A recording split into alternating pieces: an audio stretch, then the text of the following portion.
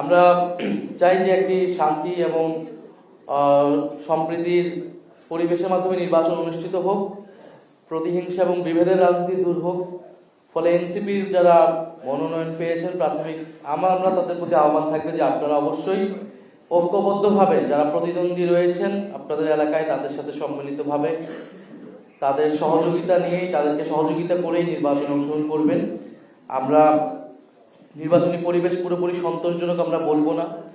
আমরা বিভিন্ন জায়গায় দেখছি যে আমাদের পোস্টার ছিঁড়ে ফেলা হচ্ছে এবং নির্বাচনী বিধান লঙ্ঘন করেই নির্বাচনী প্রচারণার কাজ, পোস্টারিং বা টাকা খরচের যে বিষয়গুলো সেগুলো কিন্তু আসতেছে। আমরা নির্বাচন কমিশনে বলে আসছি যে প্রার্থীদের যেই খরচের হিসাব সেটা যাতে যথাযথভাবে নির্বাচন কমিশন যাচাই বাছাই করে আদায় করে নেয় তথ্যগুলো হলফনামার।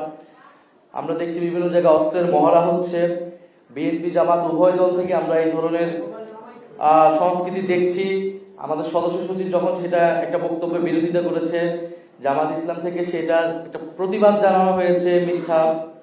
ফলে এই ধরনের কাজগুলো কিন্তু হচ্ছে। আমরা এটা আমাদের রাজনীতিতে নির্বাচনীতে সংস্কৃতি আমরা জানি, কিন্তু আমাদের দলগুলোকে দায়িত্বশীল আচরণ করতে হবে আমাদের এবং সেই সংস্কৃতি থেকে বের হয়ে আসতে হবে এবং দলের দায়িত্বশীল জায়গা থেকে আমরা যাতে এই বিষয়গুলো অস্বীকার না করে বরং সেটাকে কিভাবে সমাধানের দিকে যাওয়া যায়।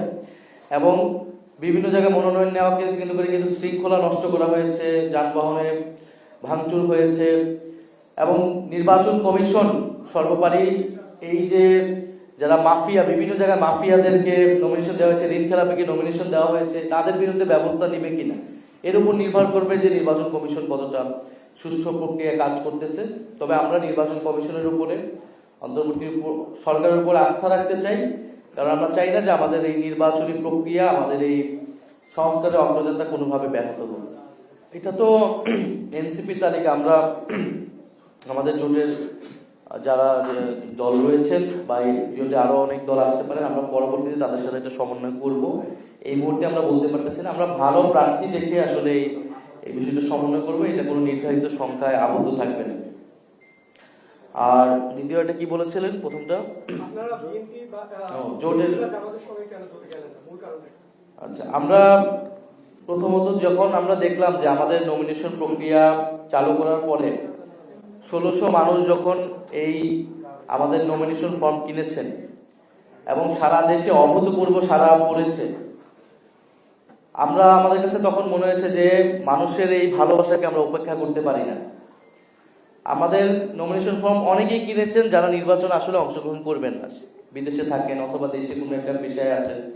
তারা আমাদের দলকে ভালোবেসে, আমাদের দলকে ডোনেট করার একটা সুযোগ পেয়ে তারা এই নমিনেশন ফর্ম কিনেছে এবং এই ভালোবাসাটা, এই সহযোগিতা, সমর্থনটা তারা এই কারণেই করতে যাচ্ছেন যাতে আমরা আমাদের রাজনীতি নিয়ে, আমাদের লক্ষ্য নিয়ে আমরা এককভাবে দাঁড়াই।